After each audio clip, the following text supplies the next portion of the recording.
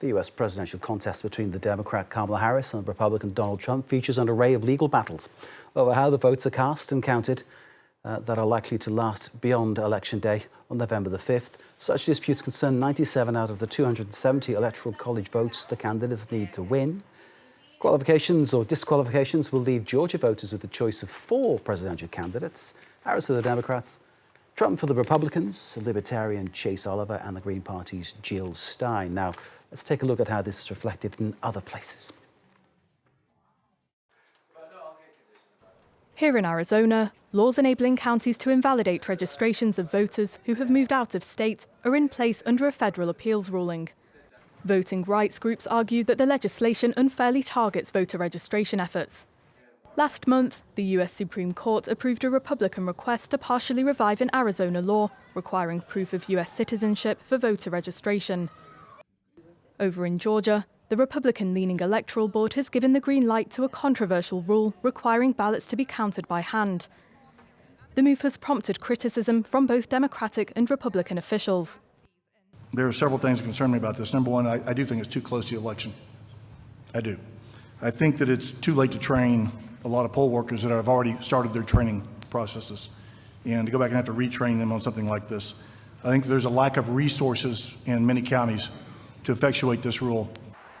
The board has also adopted rules giving county officials more power to question vote results. This could potentially allow Trump allies to prevent certification if he loses.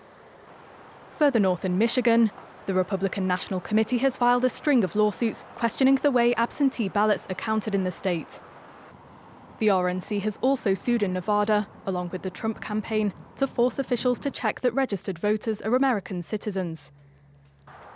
Earlier this month, a court in North Carolina denied a request from the RNC that sought to block the state from accepting digital ID cards issued by the University of North Carolina at polling places.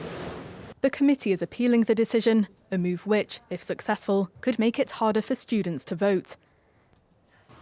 In Pennsylvania, the Supreme Court decided that mail ballots cannot be accepted if they do not bear the correct date on their outer envelope, a move that voting rights groups insist will nullify thousands of legitimate ballots.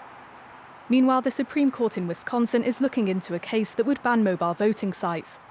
Some Republicans argue that their repeated use could increase the risk of voter fraud.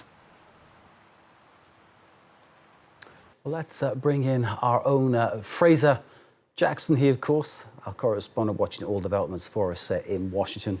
Busy time, and of course you're in the place to be. Great to see you, sir. Thanks for being with us. Multiple legal rows, but one state is headlining: Nebraska. Tell us why.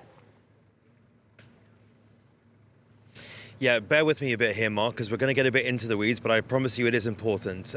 Nebraska in 1991 changed the way that it awards its electoral college votes. It has 5 of them, and it's changed it from being a winner-takes-all state to a kind of more proportional state. So we're going to throw a map up for you now, and you'll see that Nebraska has 3 main zones. So 2 of the state's 5 electoral college votes go to the winner. That's the outright. But then there are 3 others. The 3 colors that you can see on your map there, the green, which is the 3rd congressional district, the red, which is the 1st congressional district. Those 2 tend to both go Republican, but what we're going to look at is the bluey green on your map, which is the 2nd congressional district. That was won by Donald Trump in 2016, but it was won by Joe Biden in 2020 and has been won by Democrats before like Barack Obama. Now, Joe Biden won that congressional district by 6.5%, and it's averaging about that for Kamala Harris at the moment. So why is that important? Well,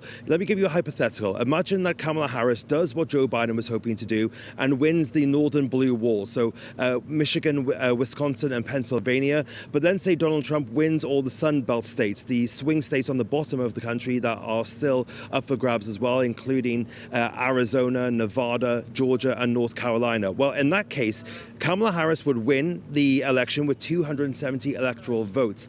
That is because one of those votes comes from that 2nd congressional district, which is over in Nebraska. Now, the Republicans are trying to change the electoral map in Nebraska so that it becomes a winner-takes-all state like every other state in the nation aside from Maine. If that happened and the electoral map looked like I just laid out, then we would be at a situation where it was 268 votes to 268 electoral college votes. Remember, you need 270 to win. So therefore, we're in an electoral tie.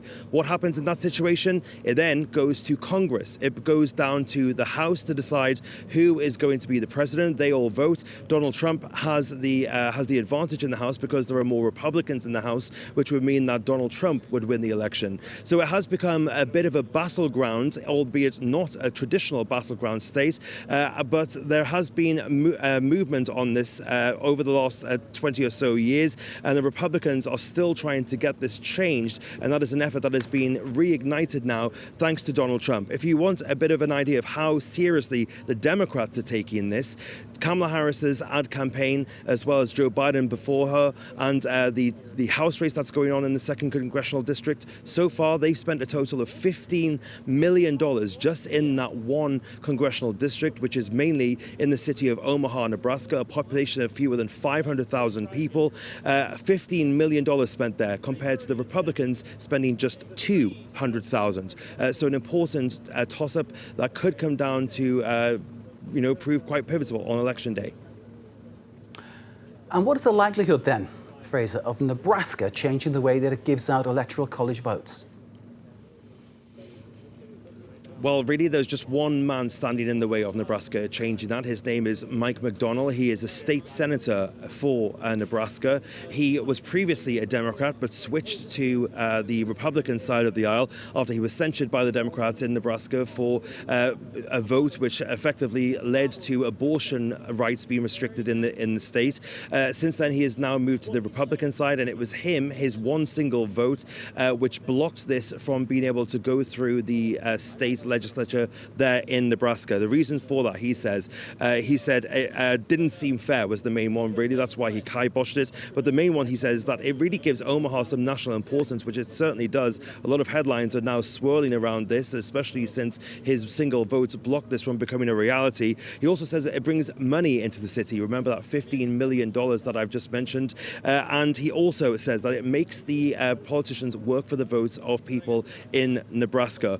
Well, the Republicans are not happy about the fact that this Republican, one of their own, blocked this from happening. Donald Trump took to Truth Social, saying, unfortunately, a Democrat turned Republican state senator named Mike McDonald decided for no reason whatsoever to get in the way of a great Republican common sense victory. Just another grandstander. So not happy Donald Trump is, but arguably the Democrats will be on the upside of that argument and elated that things are remaining the way they are as the status quo continues. Fraser Jackson, keep up the good work. Great to see you, sir. Fraser Jackson there, near the White House, as ever, keeping his finger on the pulse of US politics for us. And we will bring you all developments on the campaign as we get them in this special Zoom-In every day. Stay with us. Now, fans of the soccer video game